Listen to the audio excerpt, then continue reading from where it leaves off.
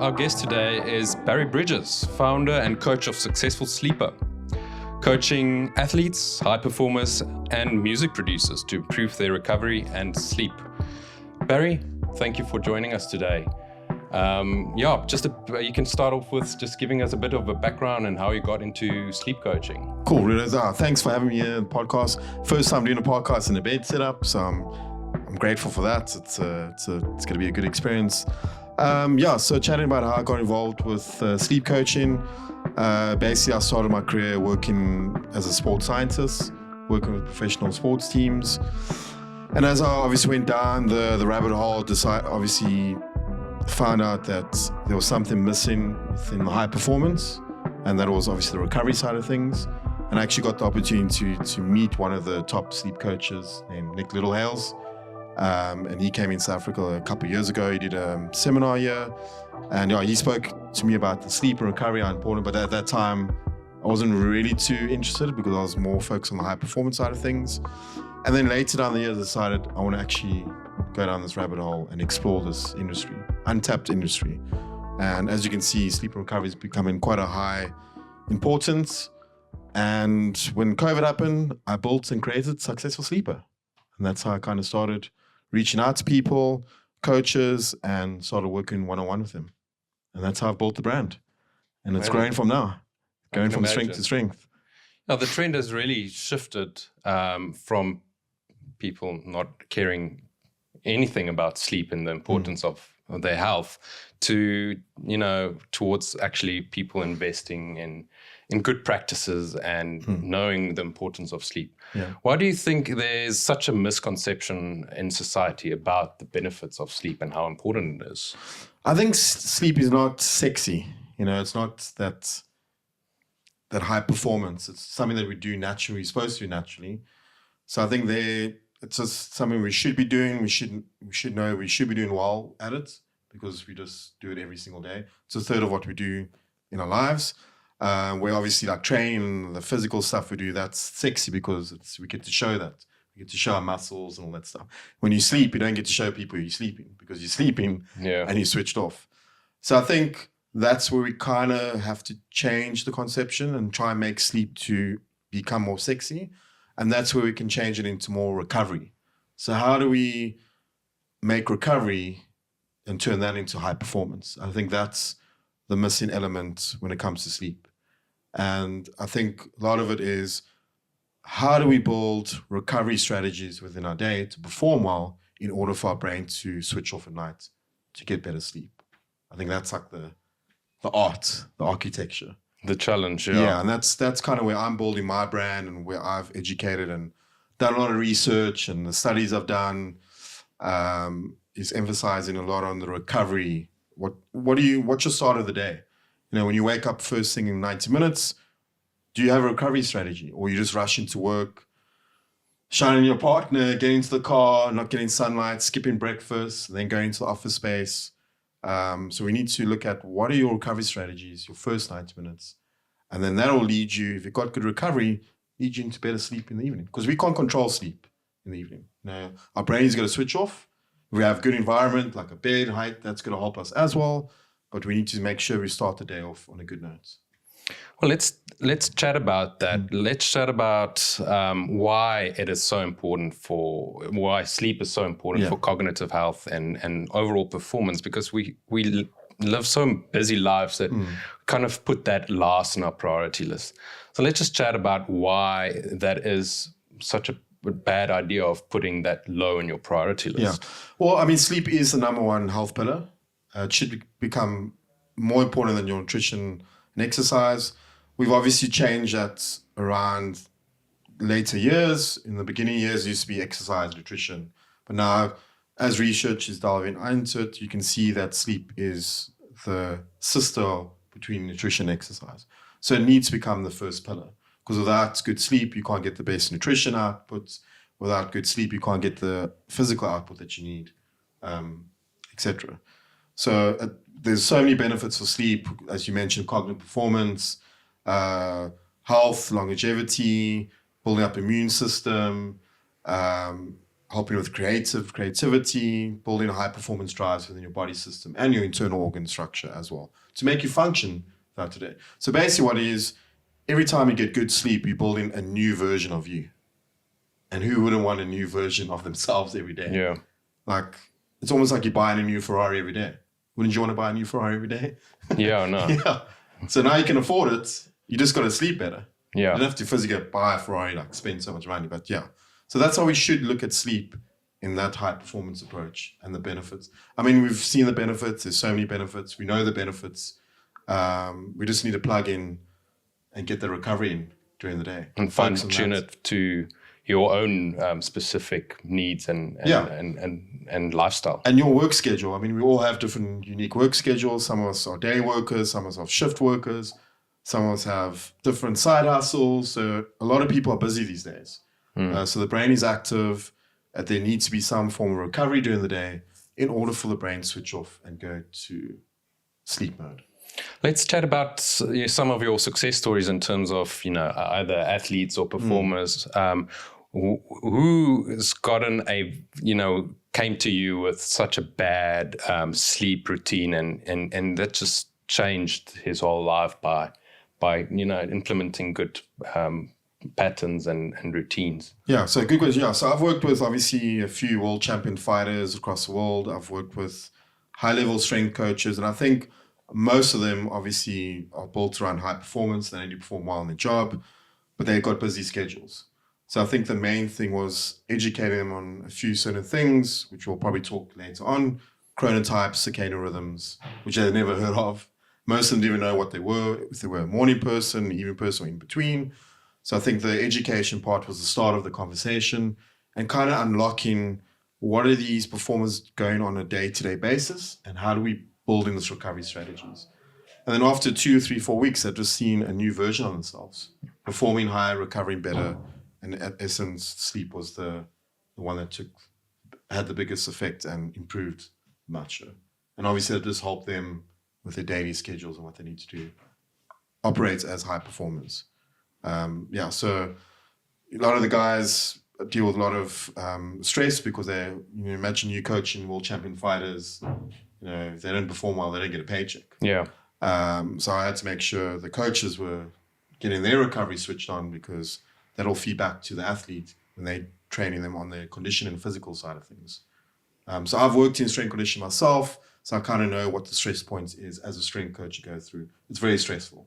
Yeah. Because you obviously, medical in a high performance environment, athletes can't get injured, so you need to make sure your recovery is switched on. Otherwise, it has a double effect on the athletes and coaches.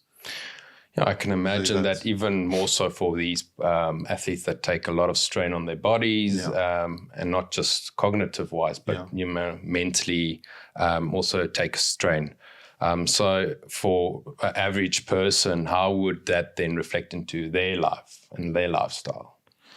Yeah, I think for an individual person, I think once they kind of know like what their day-to-day responsibilities and everything's built around, again, like always go back to their work schedules. Unfortunately, all of us have to have a job. We have to work, whether we have a business owner, high performer, athlete. It's a job you have to do and perform. So we need to make sure there is some structure and recovery strategies within that day. And when we talk about recovery strategies, we could look at things of timing of food, when you eat your foods at certain times of the day. When you get sunlight, to make sure your brain and body can function in the morning and in the afternoon, so you don't get fatigue, burnout. And then really important is technology breaks, which I think is super important. I think most individuals don't take enough breaks during the day. They sit at the desk, have lunch.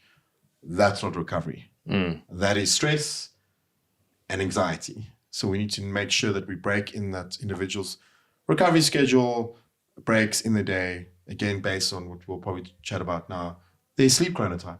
What are they? Are they a morning, evening person, in between? We need to know that because then we can put in recovery strategies for the individuals in order for them to improve the recovery. Yeah, let's chat about that. What does that exactly mean and why does that play such a big role? Yeah. Because we've always heard about, your mattress is the most important, or your environment. You should sleep in a dark room and the temperature. Don't drink coffee and don't expose yourself to blue light. But what is the chronotype and why does that play a more important role? Yeah. So your chronotype is like let's say your genetic twist. Okay. It's your DNA. It's kind of what you're born with. But the nice thing is you can adapt and change it when you get older. But you can only do it once you know exactly what you are. So I think let's define what a sleep chronotype is. It's basically your sleep characteristics when you like to go to bed at night and when you like to wake up in the morning.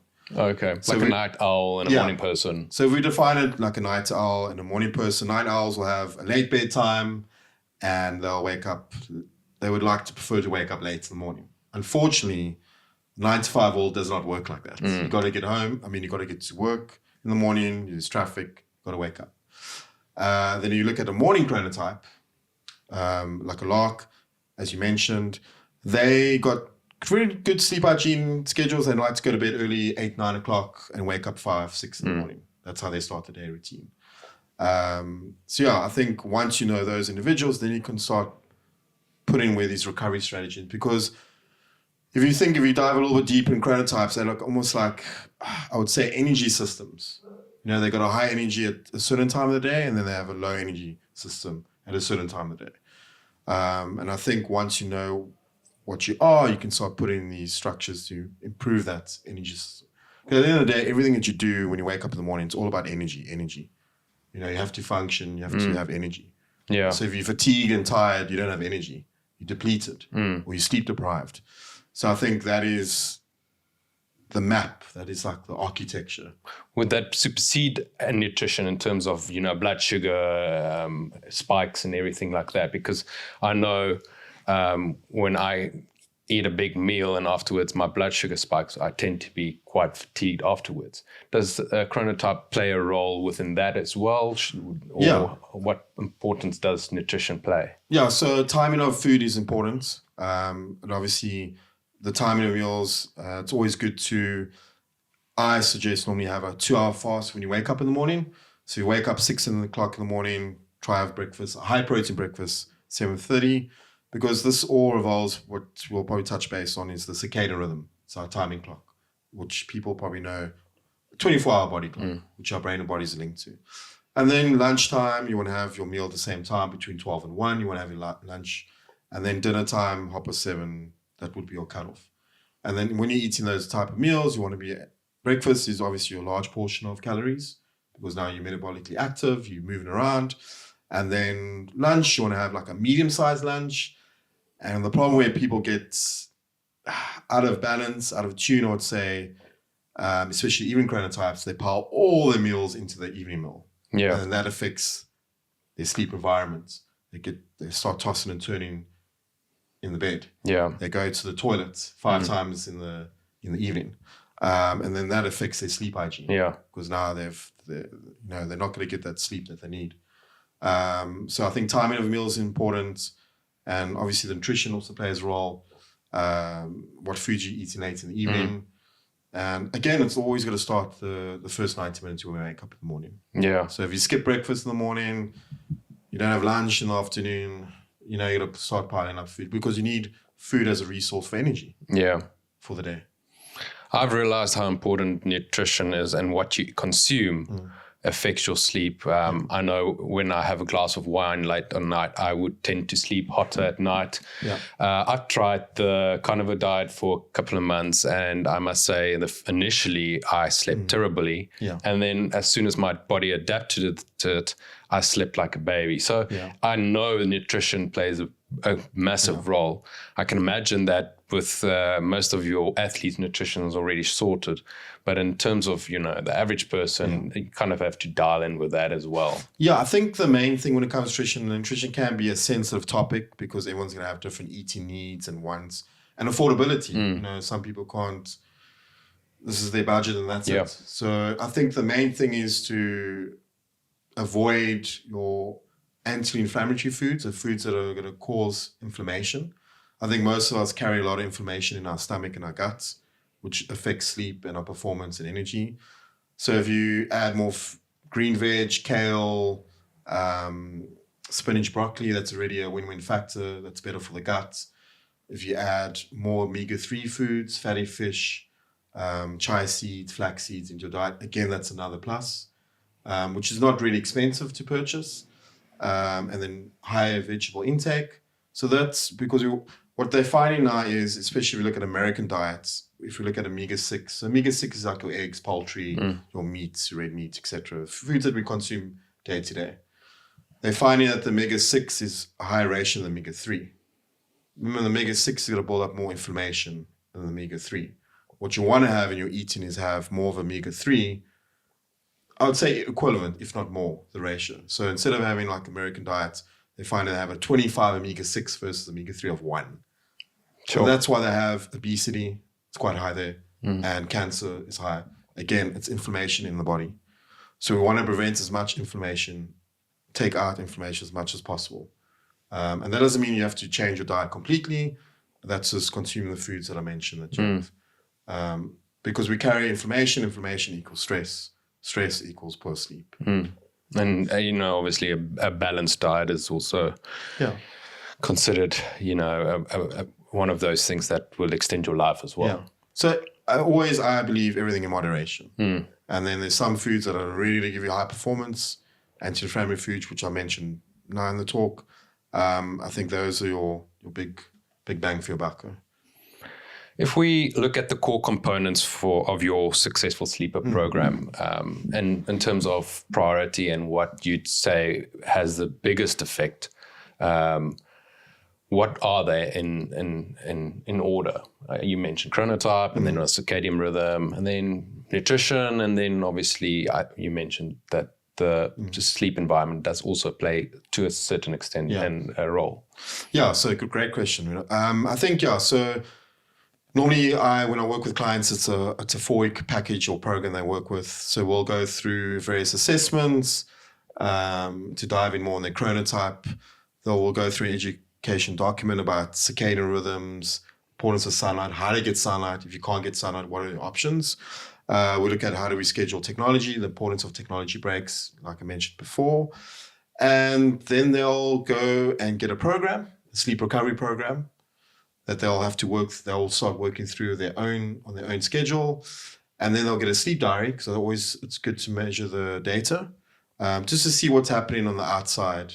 Wake up times, what's their mood like, what do they do before bedtime, because this is all behavior traits, and they'll normally capture that for 2 weeks. So we'll start normally a one call FaceTime where they're local overseas. And then we'll do another call at the end. And then during that 4-week period, they've got me checking up on them once a week. Because remember, most of these individuals are very busy. They've got physical trainer, they've got a nutrition coach, they've got some of them a mental coach. Yeah. You don't want to I'm not adding more stress to their schedule. I'm trying to alleviate stress from them. So I'm just trying to teach them how they work with their brain and bodies to get that high performance in, which will, at the end, improve their sleep. So that's the goal of my program. And it's been a win-win situation. I think there's always lots to learn. A lot of the research is going into more of chronobiology now, circadian rhythms, chronotypes, and also like when would be the best time to take a medicine or medication. Not there yet.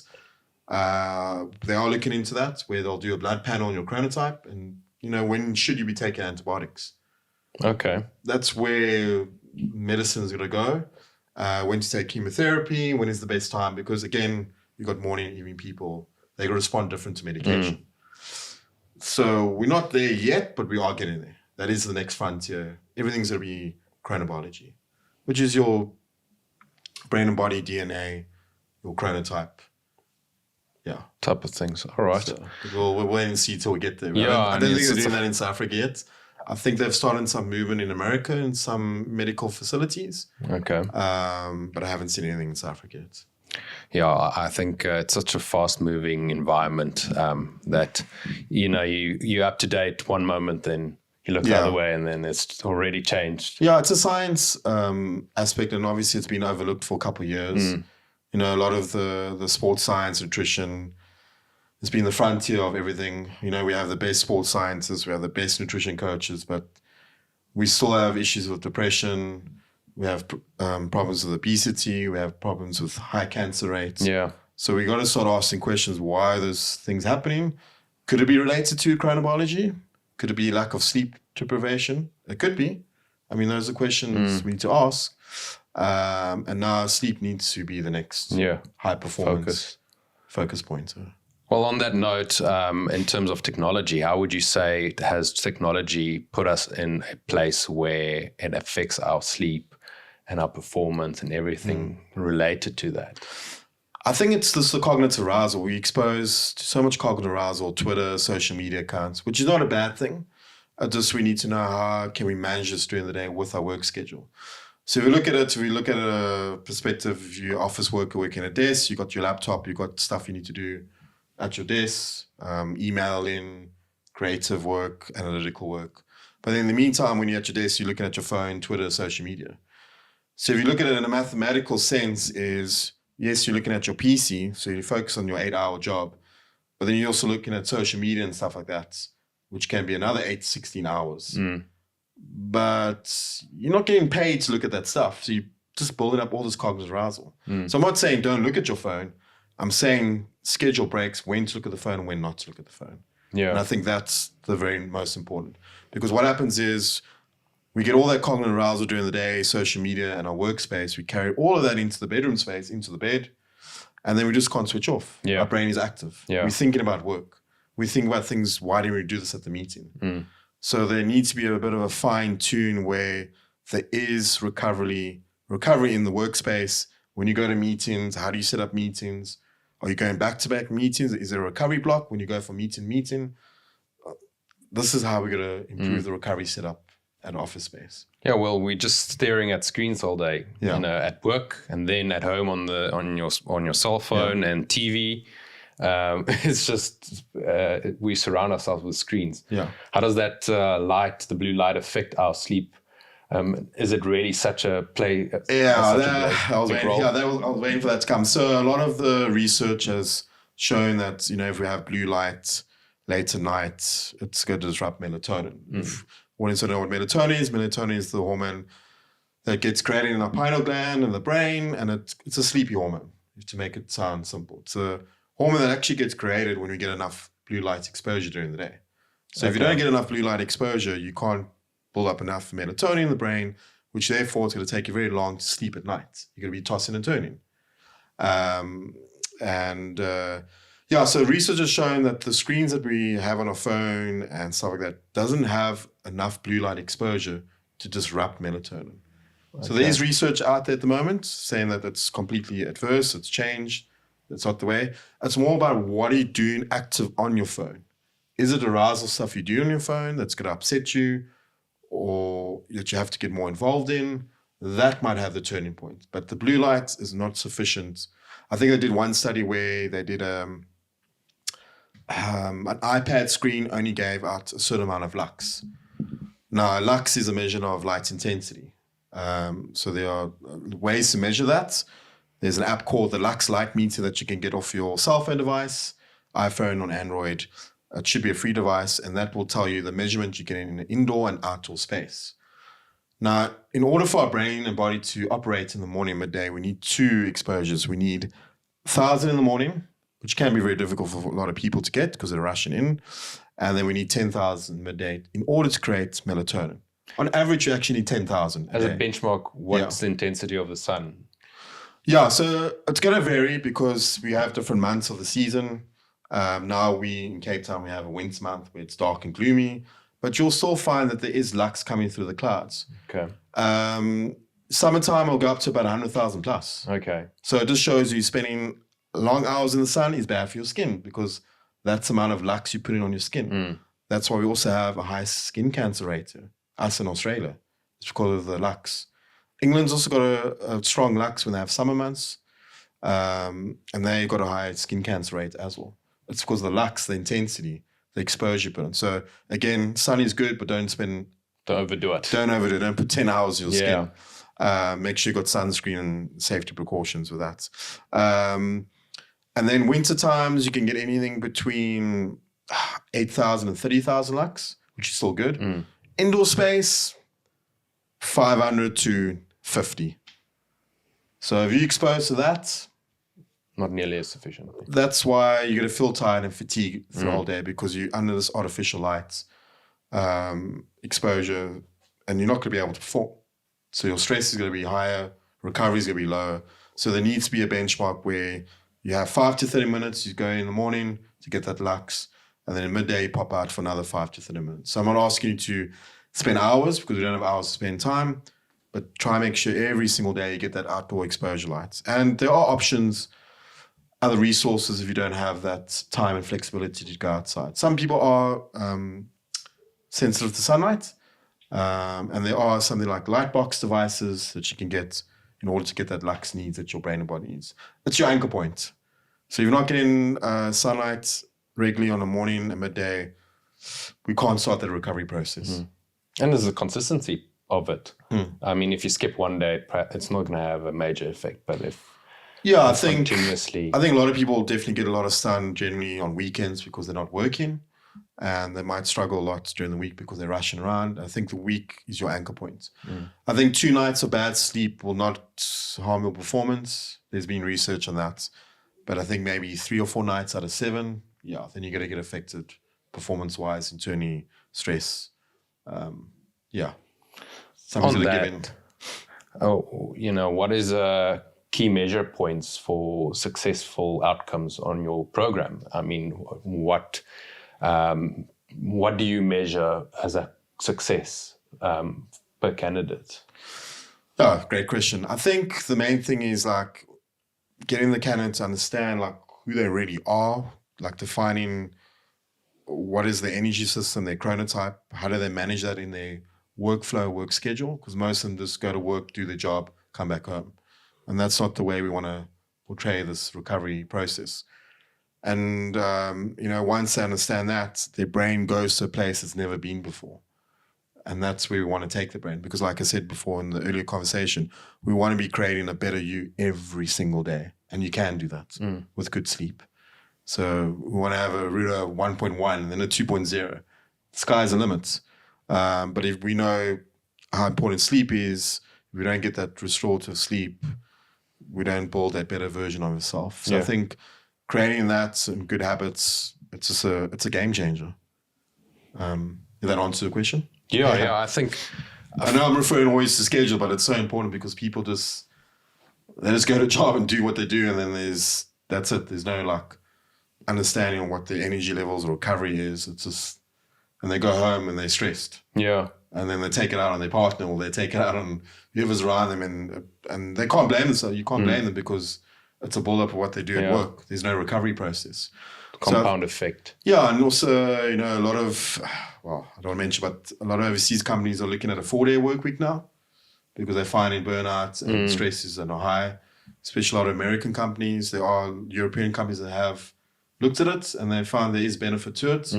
I know in America they're looking at you do your Friday, meaning you check in on a Friday, emails, that's it, close off. It's just, there's a lot of stress now. We've under a lot of stress. We're working long hours than before. We're under artificial light more. We're not moving around on a day-to-day basis. We're doing multiple other jobs outside of work because of cost of living worldwide. So we need to get the recovery set in the workplace. Otherwise, it's not going to get better. Yeah. Unfortunately, it's just... Well, I think for me as somebody who, has also gone through periods of bad rest, I think it really needs to be at a point where I need to see, okay, this will help and the outcome is this before I actually do something about it. Yeah. And when you just don't have necessary or the idea of what the outcomes might be, then you will never action or change your habits or change your routine. So I think that this program is ideal for actually just imparting that knowledge of who you are and then becoming a version that is equipped with all this resilience and knowing how to sleep well. Yeah. How would you say that, just tying it back to, in the environment, because we're at Slim is all about the environment and the mattress and designed for supportive sleep. How would you say that it ties in with the overall sleep experience? Well, I think if your day is good, you got your recovery sorted in the day, like I've mentioned time and time over again, Then we could go into this environment that we create our own recovery hub, which is a sluice mattress, a bed mattress, a calm, relaxing environment. Then our brain will be set to go in that environment. But if our brain is not switched off and it's active and we're thinking about work and stress, then we bring it back into the sluice or the mattress, and we're not going to get the best outcome out of it. Then you blame the mattress. You blame the mattress. Yeah. Or you blame the lights, or, stuff like that. Or, so when we have a positive output in the day, we bring a positive output in the evening, which creates a good environment. Yeah. And then we relax, we're not stressed, and we sleep well. Next day we wake up, we do the same thing, we perform well, positive all the time. And I think we want to create the outside environment to come into the bedroom space to create the positive environment. But it's not as easy as it sounds. No. So that's... but you have to start somewhere. You've got to start somewhere. Yeah. You've got to identify who you are, what are your strengths, weaknesses, your chronotype, match your work schedule, and start building recovery. So I think... And don't get focused on the 8-hour approach.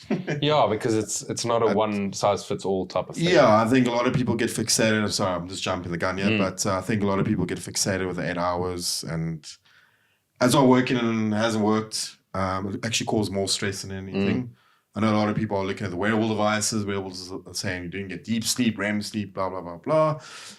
I think you just got to look at a better approach to look at it is think of, when I go to sleep, my brain is actually going into different 90-minute sleep cycles.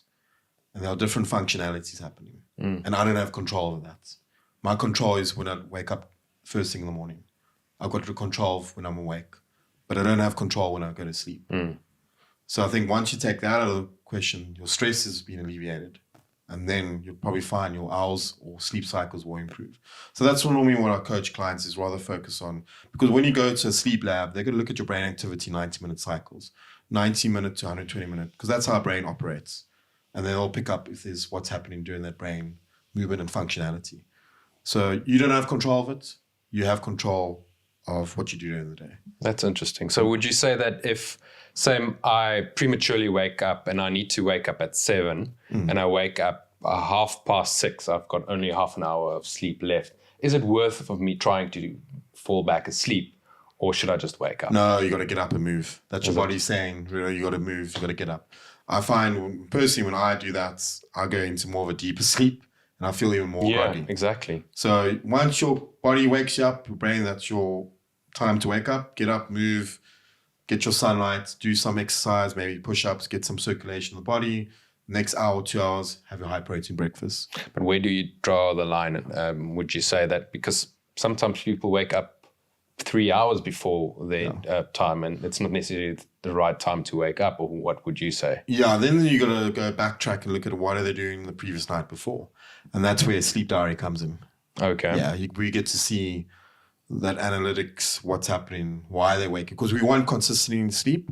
Reason why we want consistent wake-up times is because it builds up sleep pressure. So as we build up sleep pressure, when we're active during the day, it builds our brain to feel a bit more tired, fatigue, and get us into that melatonin sleep state. And then we're good to go. Then we sleep on Sloom. Easy go. Yeah. There we go. Done deal. Well, let's close off by one last thing. I think, what information or knowledge would you like our listeners to take away from this? If there's one thing that they can take away from this, what would you say is? Oh, this is straight to the point, but don't stress about sleep. I think that's the most important thing. I think a lot of us are stressing about it. Let it be a natural process. Know who you are and build recovery structure into your routine. And you'll have a good output. Trust me.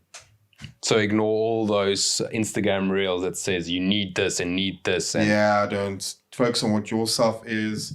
Make sure you get good sunlight, exercise, take breaks from technology regularly, 5 breaks within an 8-hour shift, eat well, meal timing, you'll be good to go. Yeah, educate yourself about the right things and don't stress about the small things. Yeah, and then you'll be good to go.